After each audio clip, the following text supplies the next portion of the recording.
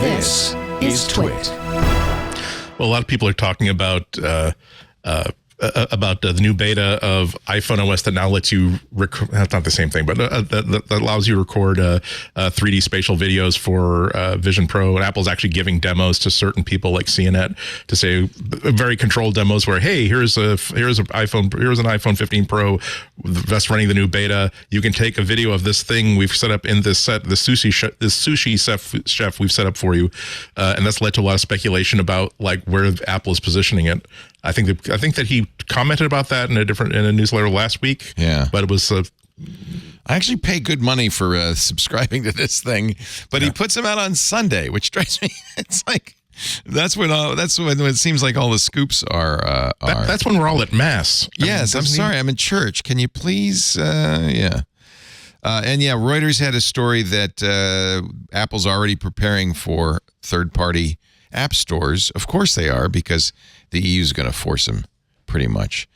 Apple says it expects to make, this is from TechCrunch, App Store policy changes.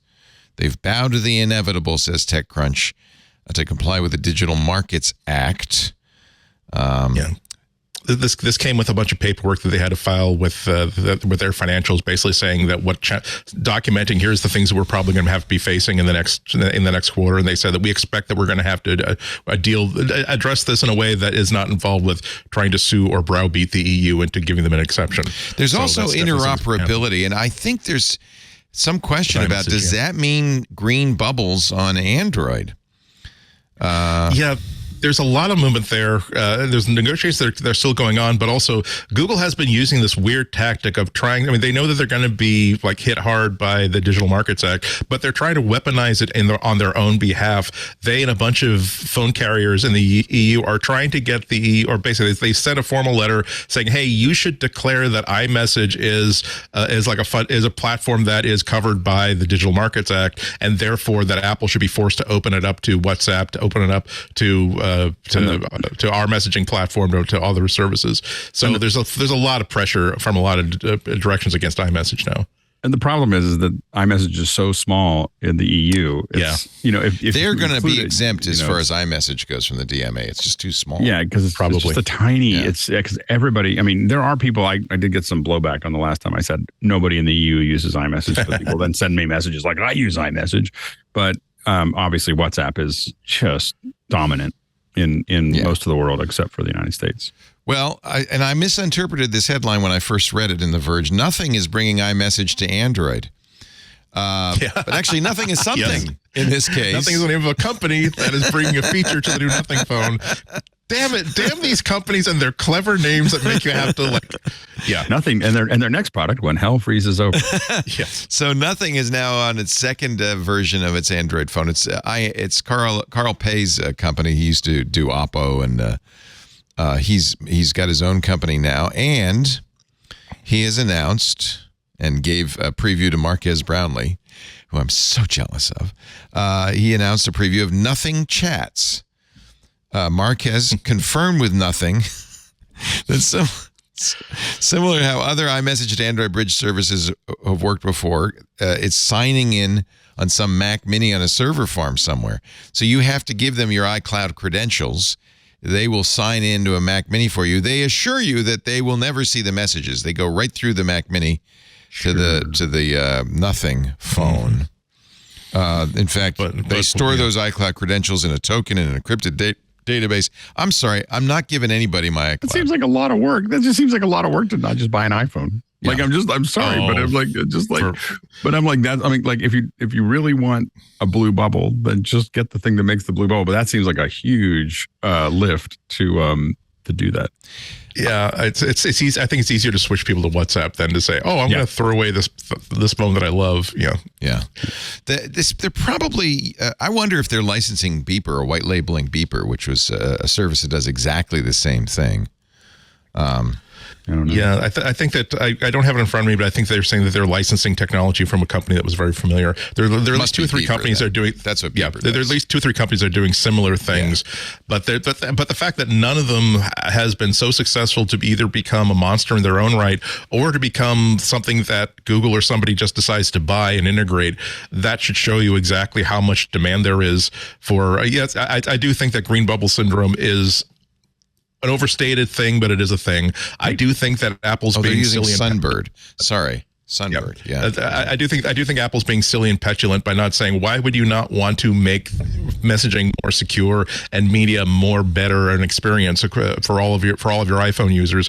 But nonetheless, the fact that for most people it's a shrug. It'd be nice, but this is why I don't even use a built-in stock messaging app anymore. I do think that I think I misread how important it was until after I talked to my kids who are in high school right now. It's a big deal at that age. Yeah. They were like, one of them said, if you ever got a green bubble, they, you're odd or your parents don't really want to give you a real phone. It's just kind of like that's you're really sad, to be honest. It's like, absolutely. Yeah. But then they don't have that opinion, but they just said that's the kind of the thing that gets bounced around. And that's why 87% of kids people under 18 in the United States are on an iPhone. Yeah.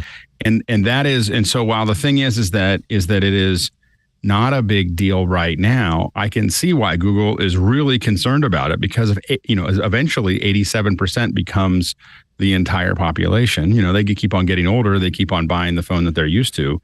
And so because now, you used to try to get people in early, now you're getting kids that are 12, 13, 14 years old with iPhones. After 5 or 6 years, are they really going to change? Are they really going to change their phone? It's a brilliant anti-competitive strategy from Apple, and it works. And when you see, there's a lot of features that they add that people our age don't notice. Like I don't really understand why you'd add this feature. It's because the age group that they're targeting is not us. It is, and it's a pretty effective. And I will say. Effective. And so I can see it. I can see why it's still a small percentage of the total messaging world, but I think there's also one of the things Apple's benefiting from is that my kids don't use any other messaging. Is there anything you can do with iMessage that you can't do with WhatsApp or Telegram or? I mean, in theory, any third-party digital-only messaging service could duplicate all of you could, but you'd have to integrate with all your friends. You don't get memojis or whatever. You don't get those. Yeah, I mean, those things are available in some other form, but the memojis are the memojis and the way that the level are. I will tell you that the memojis look way better than everybody else's. I mean, I don't know how everybody else's have succeeded in looking so dorky, but everybody looks. I mean, like my memoji doesn't look exactly like me, but it looks like a slightly cooler version of me. And how is that possible, Alex? How is that possible? Exactly. But all the other ones are kind of a slightly dorkier version of you. And I don't understand what happened there. But I every time I see the other emojis that you can build from Snap and from, all these other ones, it's always like kind of a weird, dorky version of yourself as opposed to the Apple ones that look like a cooler version of yourself. And I think you're never going to convince me of that. I'm sorry, Alex. It does not look like a cooler version of me. It looks like a soft, focused. You obviously haven't worked at it. I've worked at it. I have many of them. It's not. No, it's not. Pretty happy. Alex, you have a low self-opinion if you think it's a cool version of you. I'm sorry. They are not. And nobody. Maybe kids use them. No adult uses them. It's embarrassing to use a memoji. Please give me a break. It's like a clip-on tie. I don't use them. I use them with my family. I think with family. I use it sometimes as a joke with family. But anyway, Alex has a really good point, though. I mean, we can't forget how cutthroat Apple's protection of the iPhone is. Absolutely. They know too. Craig Federighi said in a memo, we've seen it. Oh, we would parents would buy their kids Android phones if we did that. Yeah, there was another piece of discovery about how Apple actually, I don't think we talked about this last week, where Apple was actually this close to finishing Android compatibility for Apple Watch, but then they decided that, that's going to give people a reason to buy an Android phone instead of an iPhone. Why would we do that? Yeah. And they canceled the entire thing. Yeah, the iPhone's the crown jewels. Why would they? I mean, honestly, this is my question is there's a lot of talk about, pity the green bubbles and Apple should be open and all of this. It's like, it is an appreciable area where Apple has built a moat above. It's a good moat. Around the iPhone. You don't build moats above, you build them around. And it makes people want to have an iPhone. It makes people want to keep an iPhone. The iPhone is their entire business. It's half their revenue. It is the whole thing. Why in the world would they out of the kindness of their heart hurt their most important product? I don't get it. I can give two reasons why. I won't go into the whole screen that I've said before, but like I absolutely agree with this idea that there shouldn't be required ethically to like undermine their own sales, but I also think they're not allowed to say that, wow, we think that privacy and security are the most important things unless it affects sales. We think that health and safety are the most important things unless, again, it would help people who don't buy our products to be healthier and more secure. But anyway, look at this wonderful halo we've just put on ourselves. Isn't it a beaut? It's the 2023 model. It's now titanium. I personally think I think the Apple's biggest mistake was even entertaining the idea. Like if I was at Apple, if I was running Apple, I wouldn't have. Someone would have said, "Hey, what do you think about Android?" I'd be like, "No." Let's not. And I wouldn't have done it over email. It was just been like, don't write it. That was a big mistake. Yeah, that's crazy. That's the biggest mistake. Is like, why are you using email to talk about these things? Like it's. This is I do think a lot of it has to do with if regulators basically insist that we open up iMessage, we have to have a plan for doing that. If it's less of a problem with the Apple Watch, but I could see how they're saying, let's at least explore this and at least have a plan for how we can get this spun up if all of our appeals lose and we have to actually do this. How can we do this in such a way that it wouldn't be as damaging as possible, or it wouldn't stretch our resources any thinner than they are? Given the end-to-end encryption, I don't think there's a way that they would ever do it. But what I would say is this: I agree with you, Andy, that they should probably implement RCS. They're not going to, if they do it, it's not going to be a blue bubble, right? That's not going to, that's not going to change. But if they wanted to, they could implement a at least somewhat more secure system. Not really necessarily secure, but more secure. And I agree that they seem to be sort of like all in or all out. It's like it's either SMS or it's iMessage. But that, I go back to my original point, which is they're trying to serve their customers. And iMessage is a, bespoke for Apple customers product, and it works really well, and it has a lot of benefits to them. And so they're going to just kind of keep doing it. And I don't have a problem with that, but I do agree on the broader sense that I think there are some other things out there like RCS that like, I don't know. They seem to just not want to support that out of spite. And everybody kind of frames it as, but if they supported RCS, they'd have to give up the blue bubbles and all that. It's like, no, they wouldn't. Of course not. They'd still be green, or they'd be orange or something. They would not be. The problem for me is that if the Messages app says that, I'm talking to another iPhone, I'll use the iMessage protocol. If it's not, then okay, I will fall back to SMS. I don't see the argument for saying I will fall back to a more secure international standard protocol that also will allow people to send photos to each other that don't look like they're from a live journal from 2005. I don't disagree. I think that's the difference between saying Apple should put iMessage on Android, which I don't agree with, and saying Apple should not make their product so hostile that if you're not on the iPhone, it falls back to, out of spite, essentially, to the worst protocol. What's the minimum wage we can pay you instead not get a suit? That's.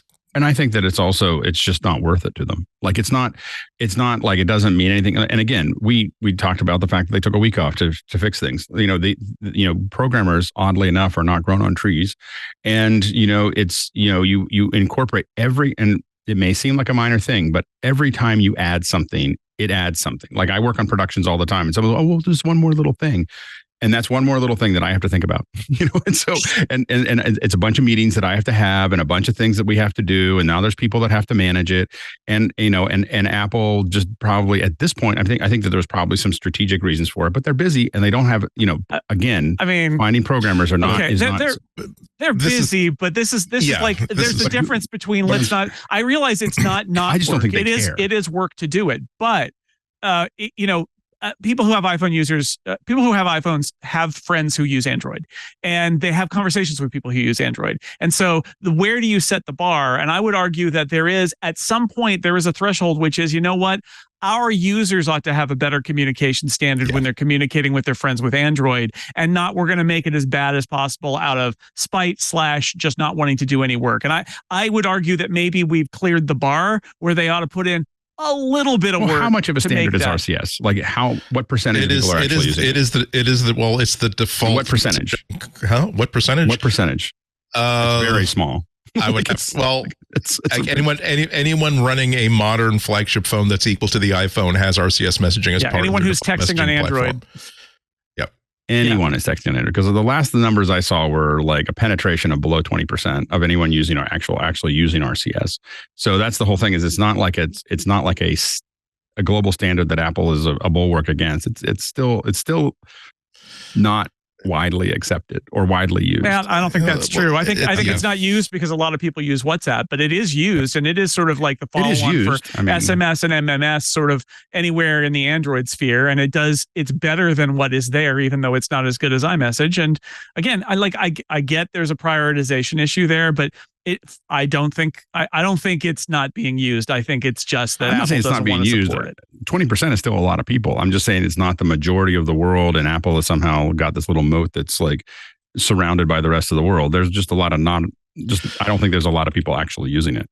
Well, again, I'm with Jason in the point that, but the people who will use it, it's not insubstantial, and they will have a better experience overall. And the people using an iPhone will have a better experience with those people. And although your point is extremely well taken, we were just talking earlier about how even doing something like, hey, let's change this font on this app, something as trivial as that takes a long time, and it can break things. However, I agree with that. I concur with that. And then I say, wow, well, Apple, you're a $2 trillion company. Sucks to be you, doesn't it? Do it. Actually, as early as it's not about regulation. As early as 2013, according to The Verge, Eddie Q wanted to bring iMessage to Android. The quote from the email, shouldn't have written it down, Eddie. Do we want to lose one of the most important apps in a mobile environment to Google?